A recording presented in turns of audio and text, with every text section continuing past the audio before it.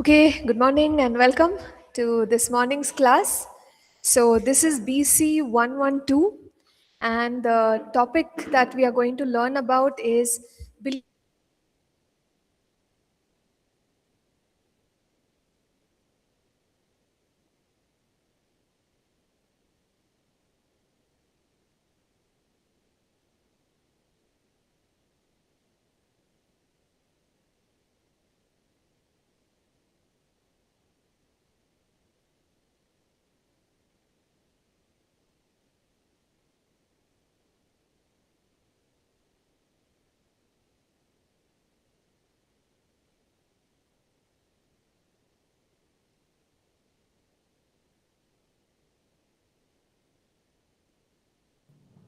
Pastor, we can't hear you.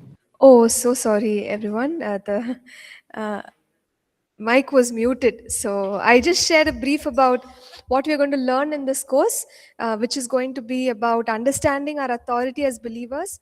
We will also learn how demons function, and the last portion will be deliverance, where we will talk about casting out demons. So this is what I was talking about. So let's pray and we will begin. I want to request one of our online students to pray. So if you can unmute and pray, that will be so helpful. Sure, Pastor, I'll go ahead. Yeah, please. Dear Lord Jesus, thank you so much for this beautiful opportunity that you've given us in such a time as this, God. Even as we are about to learn all these three important things in our lives, Lord, we ask of you to strengthen our hearts and impart your knowledge of these things so that we may serve you and give you all the glory, Lord. Even as we learn, help us and give us a heart to listen and let our hearts be a good soil where these seeds fall and grow for your glory, Lord. Once again, we surrender everyone, each and every one of us into your hands. Use us for your glory. In your beautiful, powerful name we pray. Amen. Amen. Amen. Thank you. Thank you, Prem. So, firstly, I want to ask a question, and that is why should we understand our authority? Why should we understand our authority? Because we are going to take an entire semester to study this. What is the importance of knowing our authority?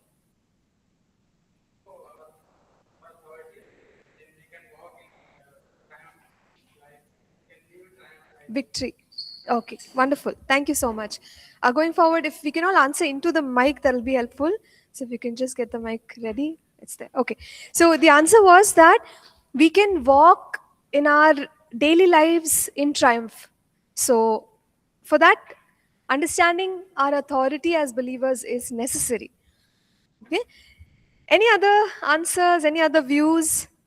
Why is knowing about authority necessary?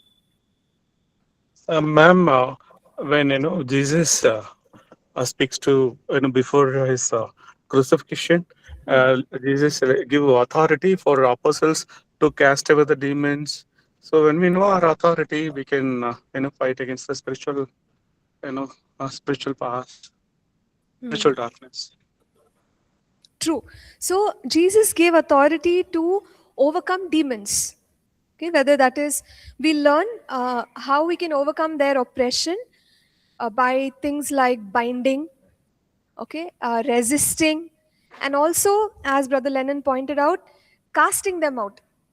So, in order for us to walk in those things, we first have to recognize that we have authority and know the meaning of that authority. So, these two answers which came out are very helpful.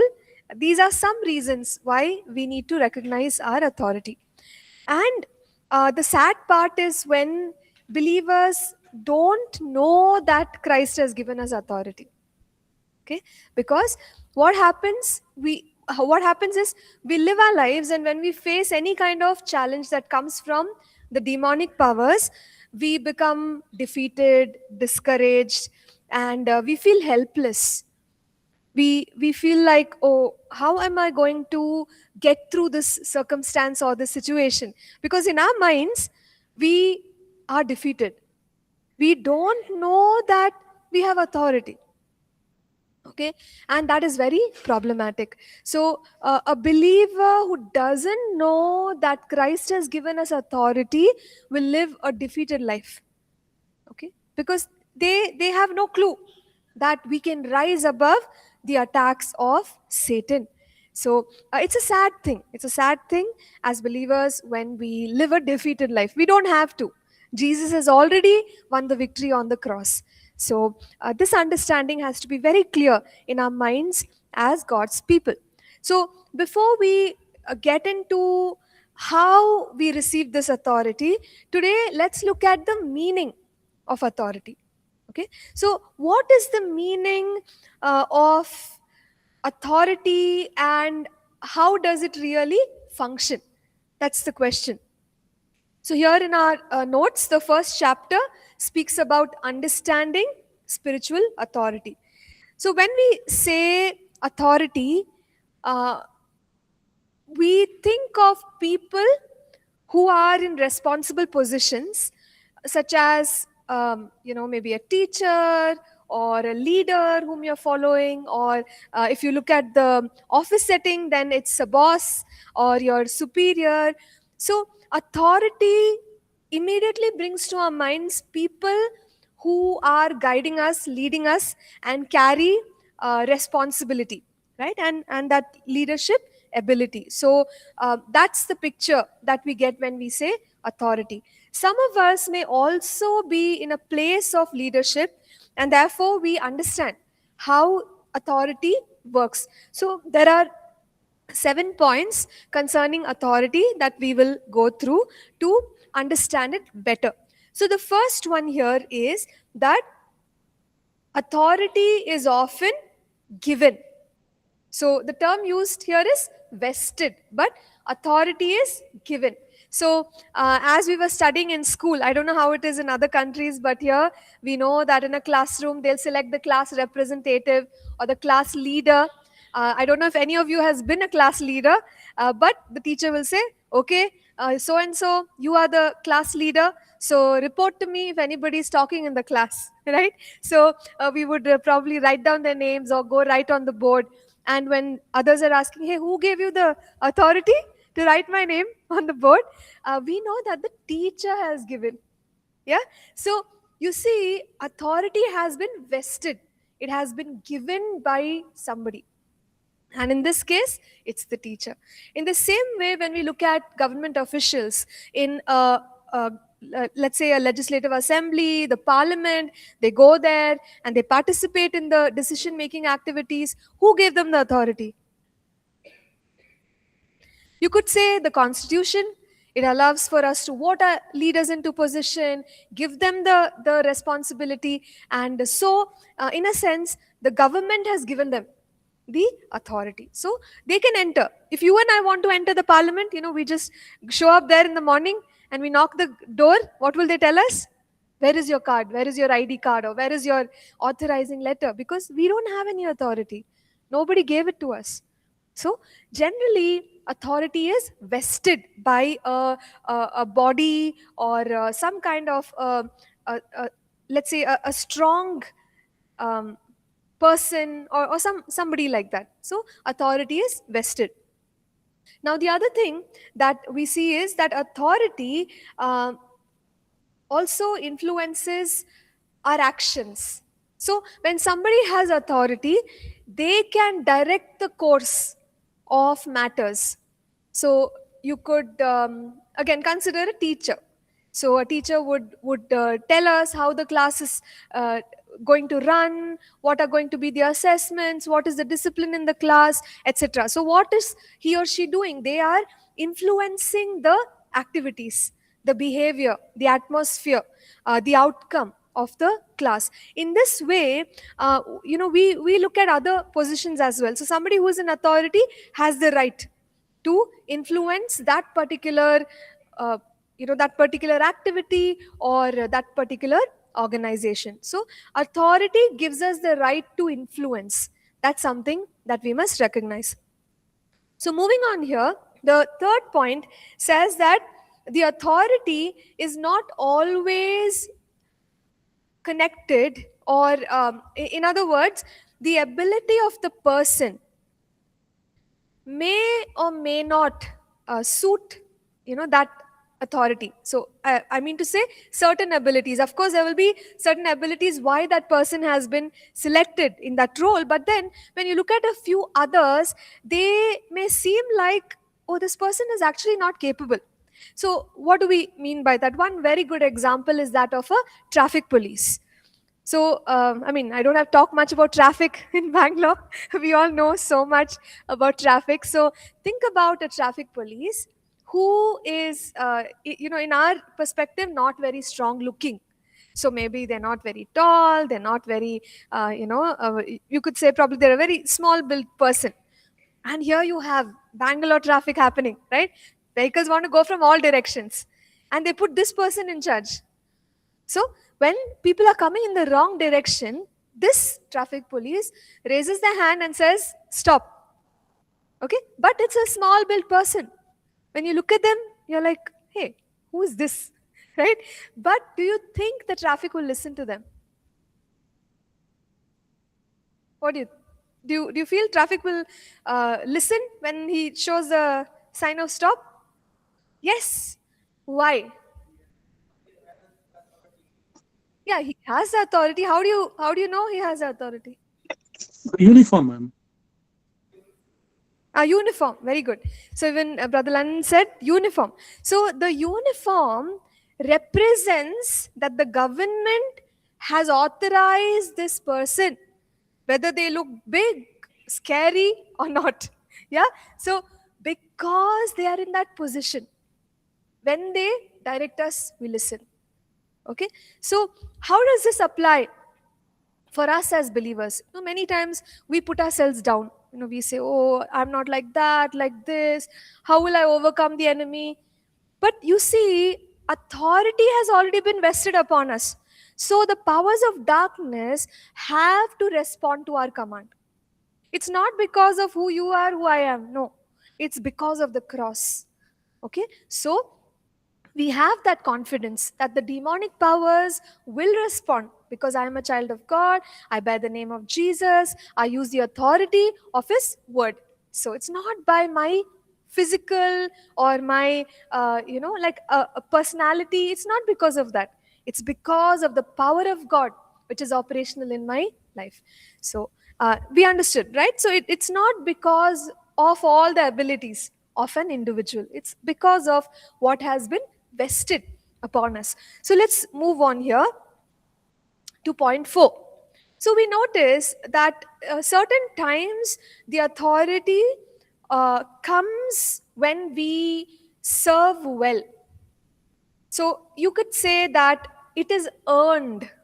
So what is a good example for that? Again, we go back to the class example. So maybe the teacher has noticed all the students and figured out, oh, this person is very responsible. So let's give him a responsibility.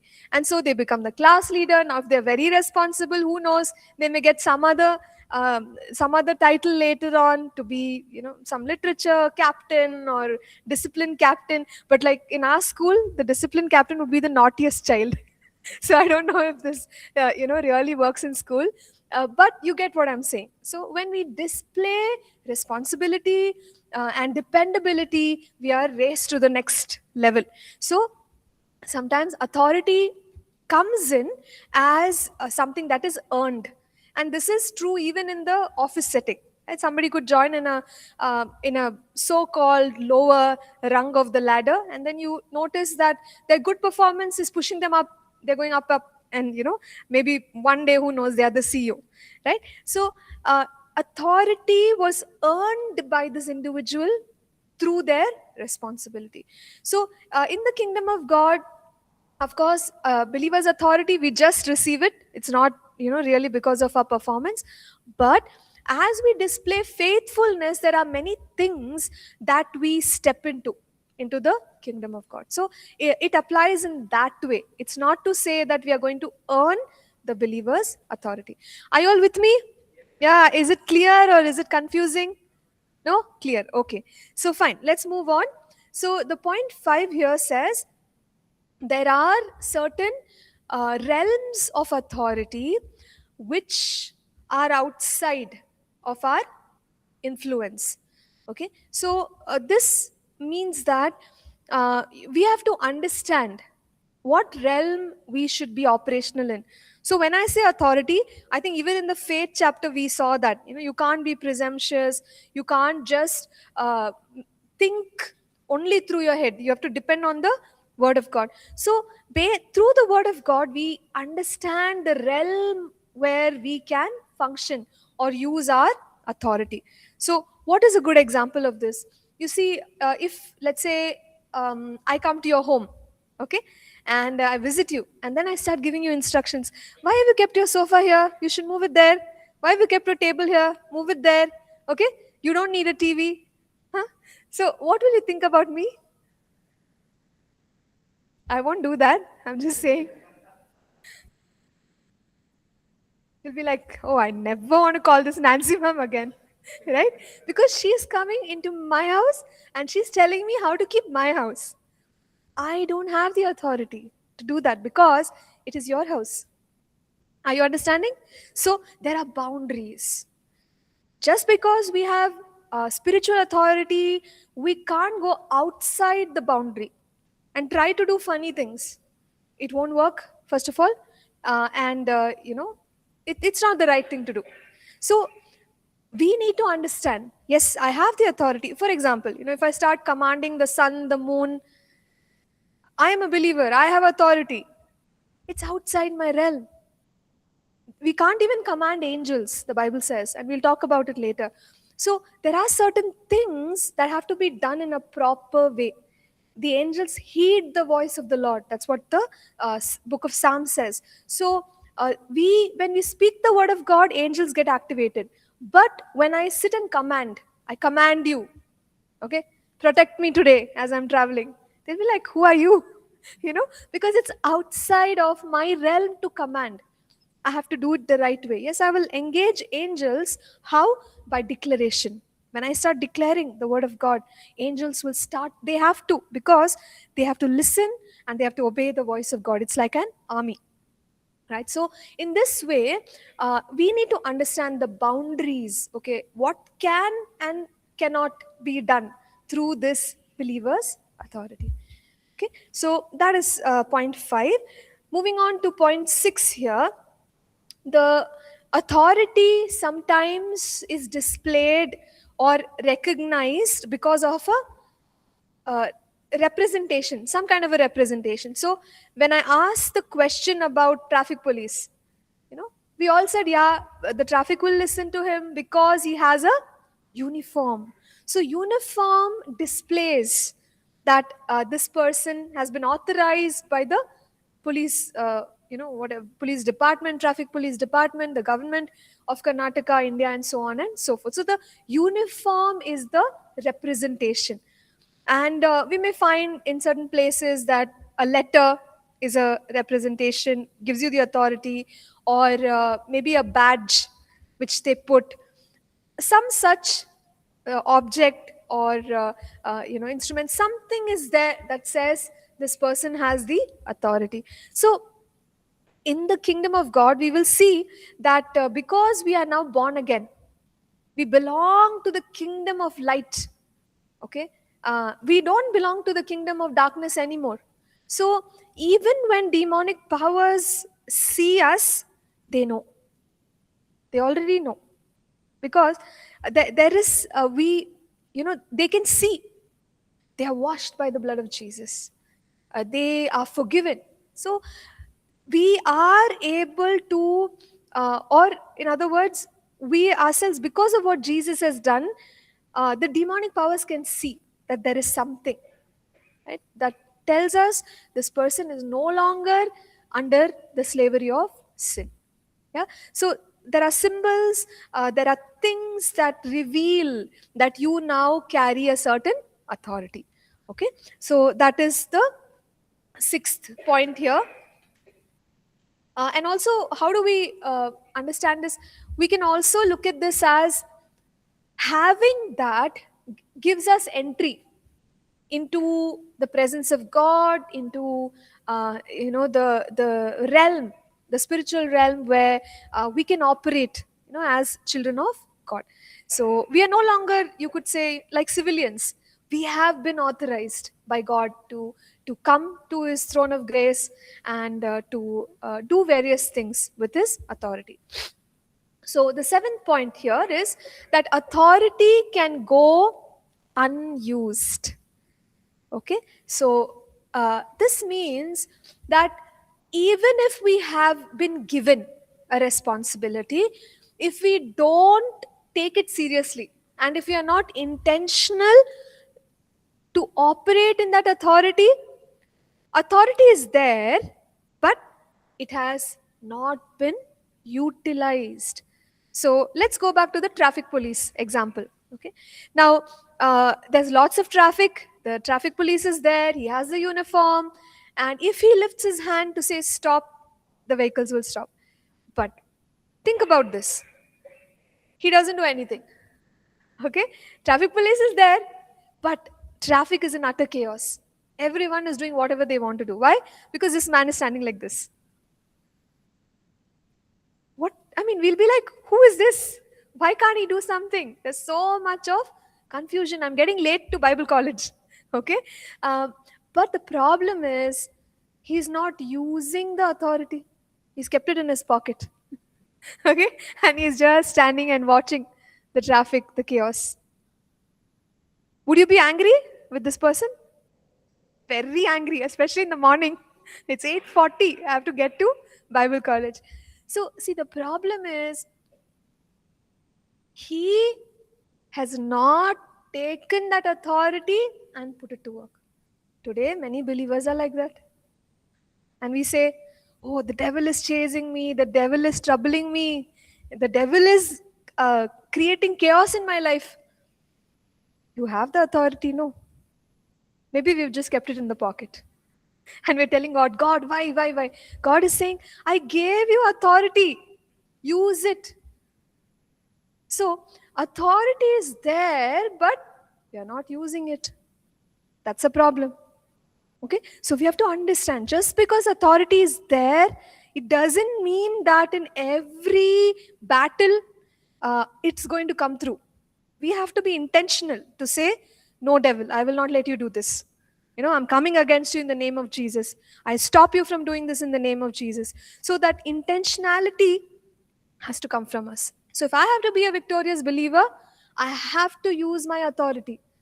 It's not God's mistake that I am, sinking in the battle.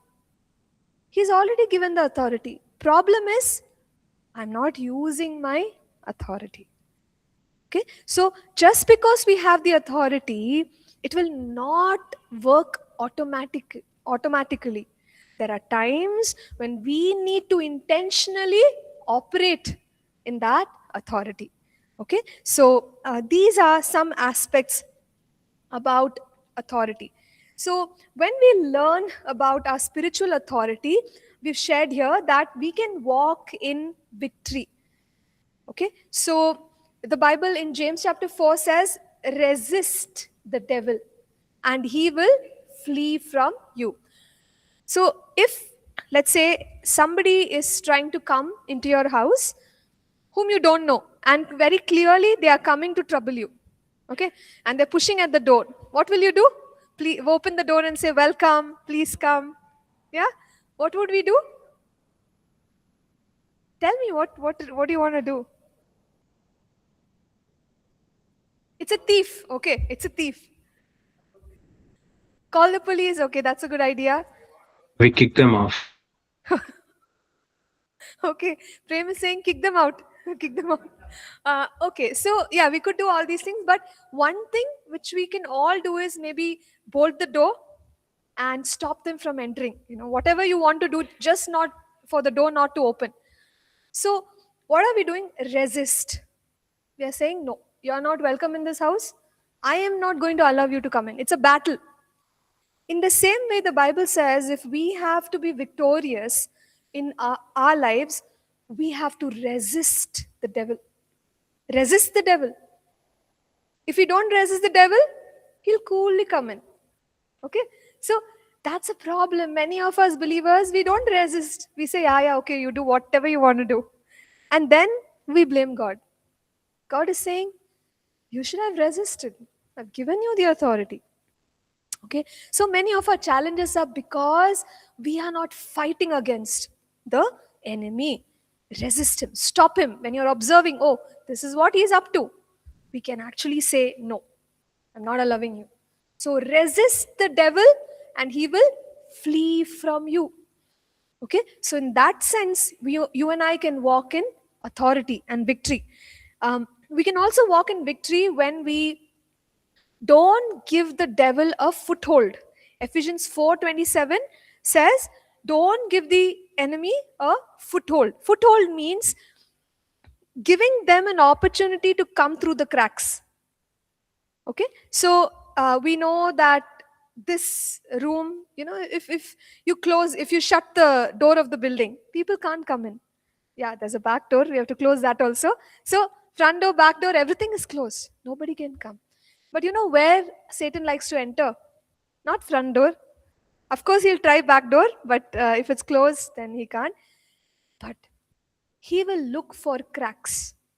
He'll look, oh, is there a crack? Is there a big enough crack? I can just put myself through and come. That's a foothold. So sometimes when we live our lives because of sinful thoughts, attitudes, unrepentant behavior, what happens is, yeah, we have closed all the doors, but there is a crack. And then the enemy comes, he starts to trouble us. Okay, and the Bible says, you want to be victorious, don't even give him one crack to enter in. Everything is shut. I'm not allowing you to come into my life, Satan. So that's the way in which we have to live a victorious life. Anyone wants to read 1 Peter chapter 5 verse 8? You can quickly turn to it. I'm going through page number 5.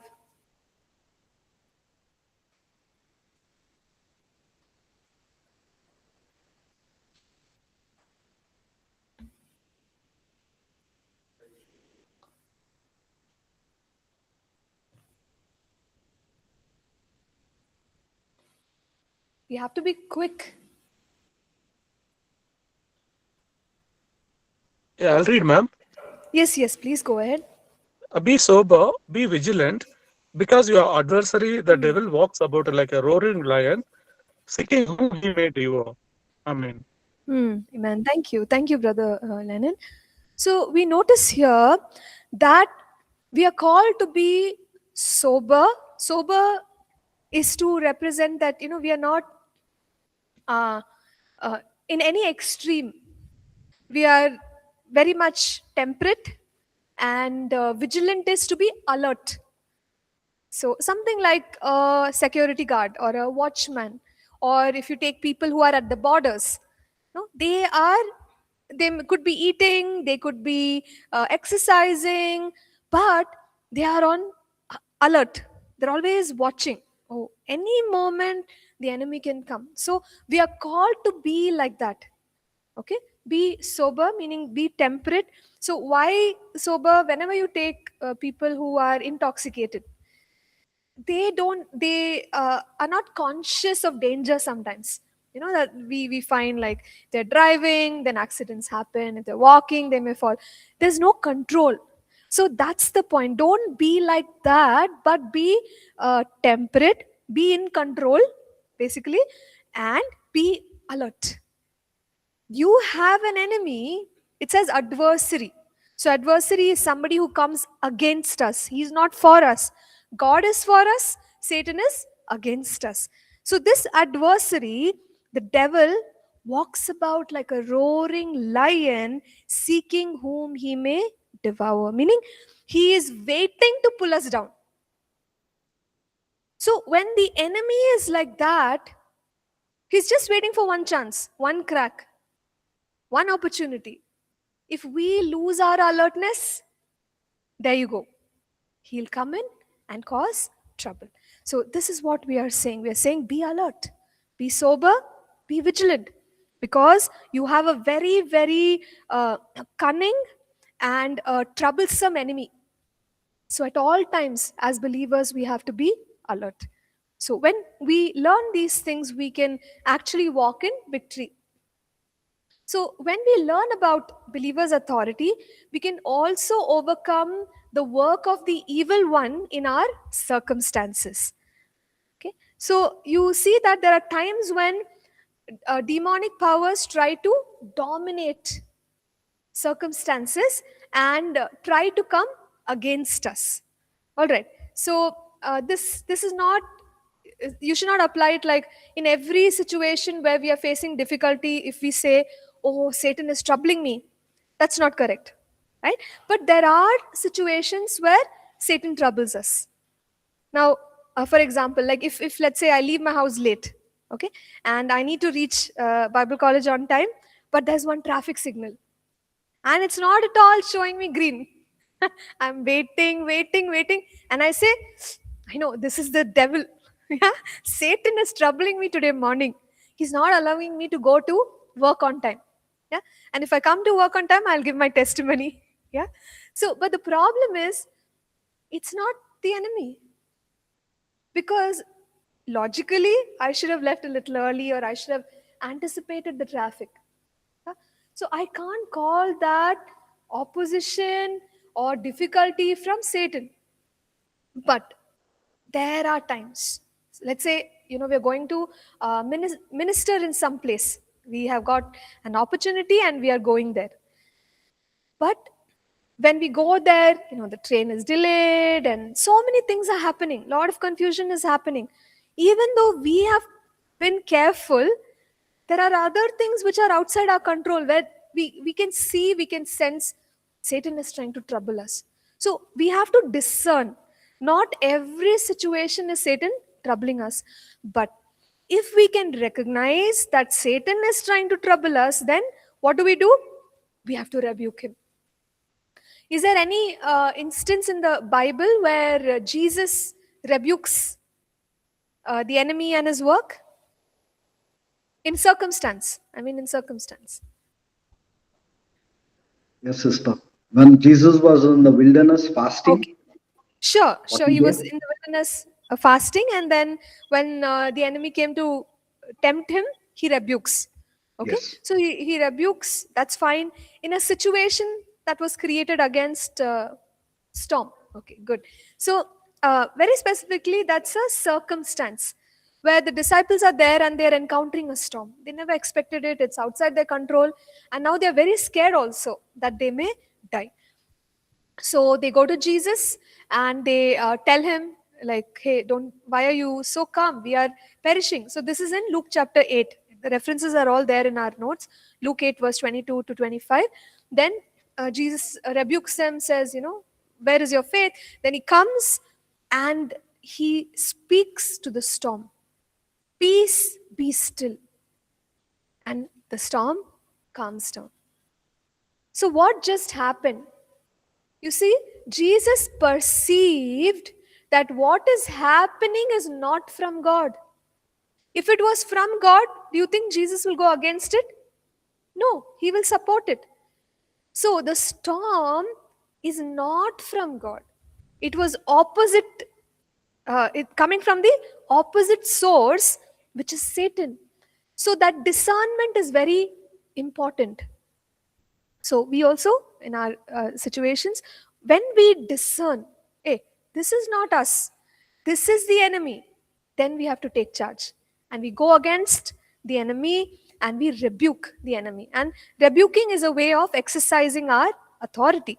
So Jesus went against the storm because it came from Satan. And then it calmed down.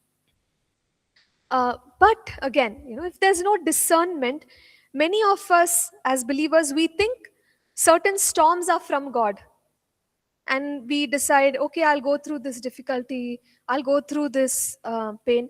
Does God test us? Yes, he does. We know that. The Bible shows us that there were times when he tested people to know their character. But there are, few things like fear, anxiety, sickness, disease. These things are not from God. Jesus has paid the price on the cross for us to walk in peace, to walk in wholeness and health. So, when these things come against us and we embrace them, saying, it's okay, I'll go through it, we're actually embracing the storm. We're not discerning that it's not from the Lord. So, when something is not from God, we must rebuke. When we are going through something, maybe it's a test like Abraham's, where God is checking, does this person truly trust in me? Those kind of things, yeah, you go through and you come out victorious. So that discernment is required. Is it from the Lord? Is it from the enemy? So in this case, Luke chapter 8, it was not from God. And Jesus discerned it and immediately went, rebuke the storm. Okay, so even in life circumstances, we can do that. So when we understand our authority, we can help people. One is, I can help myself. Second is, I can help the people. So there are people who are oppressed by Satan. So you might find that they're going through certain things and it is demonic. It's not natural, the problems that are showing up in their lives. So when we discern that, we can take authority and we can help them experience deliverance and freedom. So how can we do that? We'll come to it later. But one good example is in Luke chapter 13.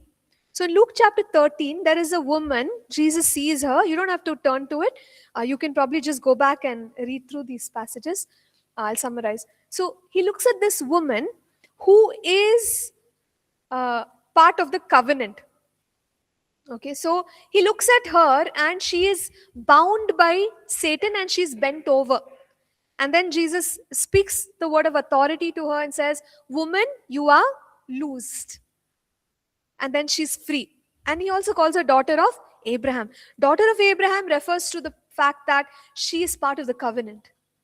So he's quite surprised to see, hey, you are a daughter of Abraham. Why are you bound? Because the covenant gives you blessings. Then why are you in this situation? He looks at her and he sets her free. So even today, we are all part of the covenant. As believers, in fact, we are part of the new covenant. And the book of Hebrews says it's a better covenant. So if the covenant that came through the Old Testament is a good one, the covenant which you and I have, which is sealed by the blood of Jesus, is a better covenant. So we are first of all walking in victory, and when we see believers suffering, we can also look at them and say, oh, you are a child of God. Why are you going through this?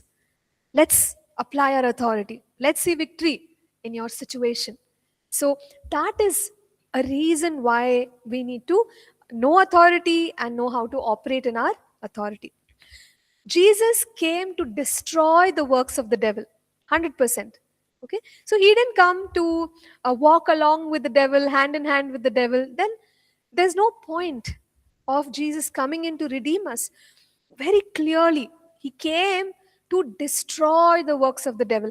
Can we read that scripture? It's in 1 John chapter 3 and verse 8.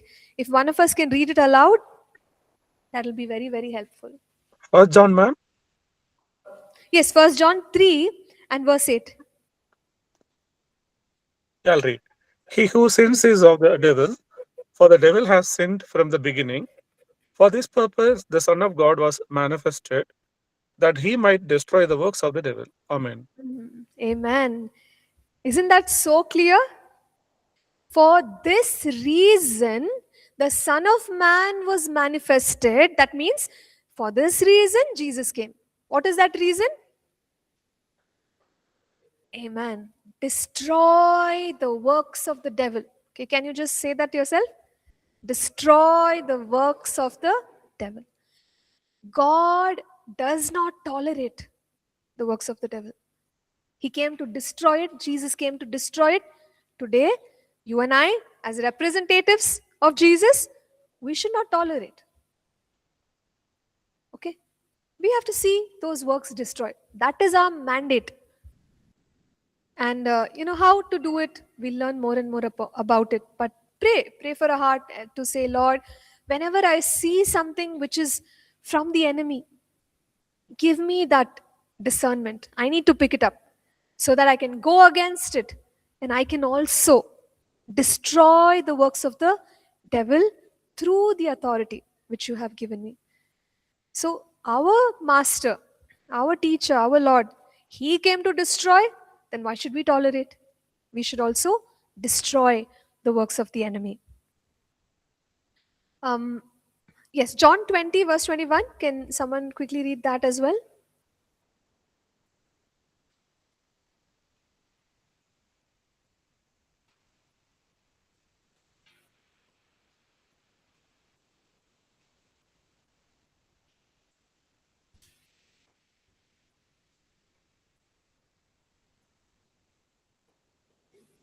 Twenty-one.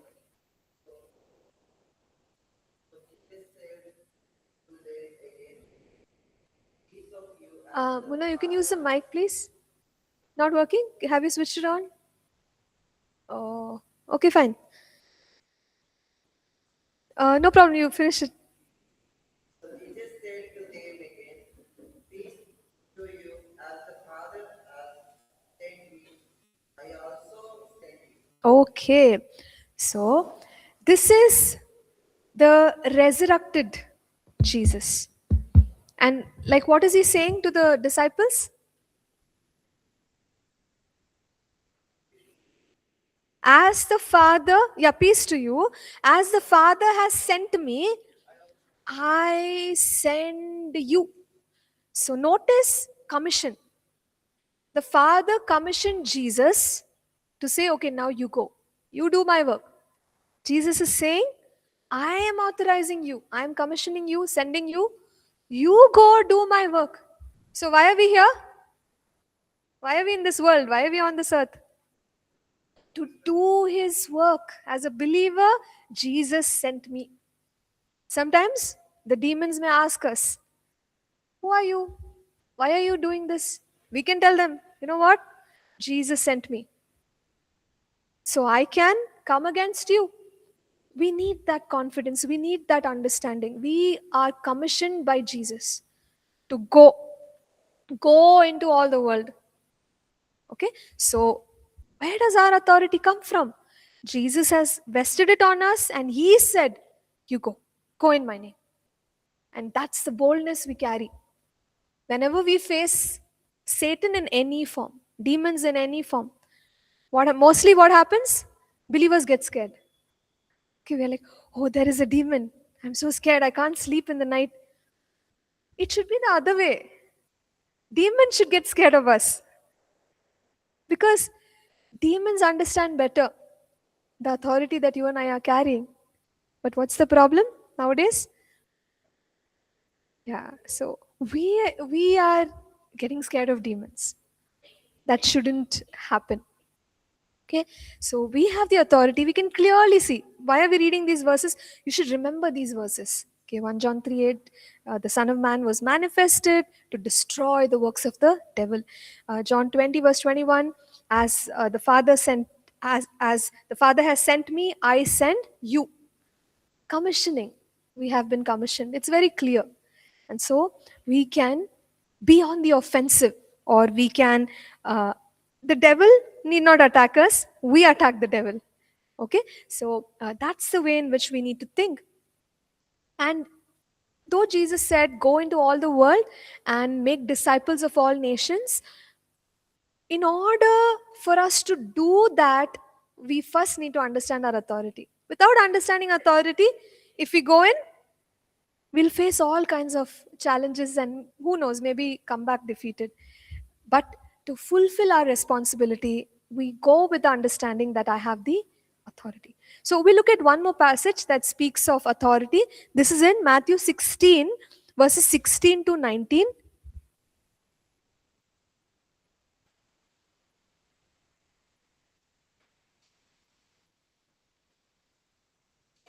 I'll read, ma'am.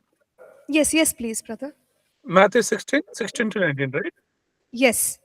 Okay. Simon Peter answered and said, You are the Christ, the Son of the living God. Jesus answered and said to him, Blessed are you, Simon Barjano, for flesh and blood has not revealed this to you, but my Father who is in heaven. And I also say to you that you are Peter, and on this rock I will build my church, and the gates of Hades shall not prevail against it. And I will give you the keys of the kingdom of heaven, and whatever you bind on earth will be bound in heaven, and whatever you loose on earth will be loosed in heaven. Amen. Amen. Thank you. Thank you so much. So the initial part there, from verse 16 to verse 17, we notice that, okay, also verse 18, Jesus says, on this rock, I will build my church. So we have to understand that in its context. We know the previous section is where Peter says, you are the Christ. So it's the revelation that Jesus is the Christ on which the church will be built. So what is the rock? Revelation that Jesus is the Christ. It's not Peter. So that's the first understanding. The second thing here is Jesus says, I will build my church. Sometimes we get scared. Oh, the church is so small. We are so weak. We don't have authority. But notice, Jesus is saying, I am responsible to build my people, my house, my kingdom. So I will build my church. I will. Will is very definite. Right? So he will build the church and the gates of hell will not prevail. That means the church is victorious, not Satan and his kingdom. So this is the second thing. The church is victorious. Look at the third thing there. Verse 19, he says to Peter, and of course he says this to every believer, I will give you the keys of the kingdom of heaven. And then he says, you exercise your authority by binding and loosing. Whatever is done in heaven will be done here on earth through you. So keys of the kingdom simply refers to authority. When anybody has the keys, if you have the keys to a treasury or an almirah full of money, okay, you have the authority to that. So keys of the kingdom is authority. So before we close today's class, let's do this. You can just open your hand and you can look at it. Imagine keys, okay? I know there are no physical keys. Imagine spiritual keys and say, I have the keys of the kingdom. Ma'am? Jesus has given me the keys of the kingdom. Ma'am? Yes, amen. So, yes, brother, just a moment. So with this, sorry, we are sorry. going to wrap for today.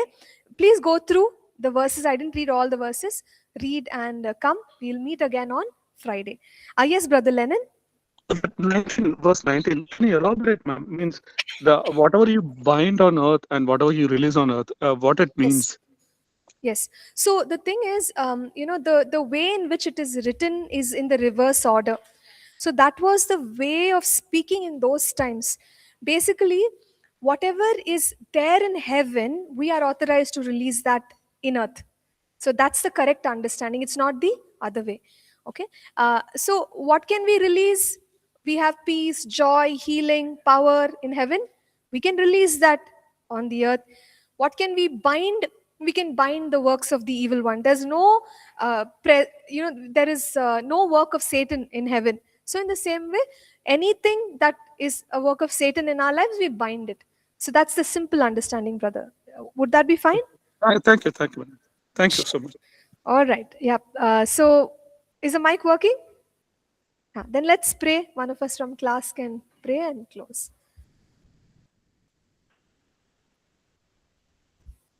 Yes. Thank you, Heavenly Father, for this time, for this opportunity to praise you, to worship you, Lord Jesus. Lord, today's session is so awesome, Lord, because of your grace, your mercy, Lord Jesus. Lord, thank you for your wisdom and knowledge to understand these codes, Lord Jesus. And we grow more and more, Lord Jesus, with your presence. And Lord, I surrender all the things, your mighty hand, and our today's all the things, Lord, your mighty hand submit, and I ask in Jesus' name. Amen. Amen. Amen. Thank you. Thank you, ma'am. Thank you, everyone. God bless you. Have a great rest of the week. Thank you, Pastor. Yes, thank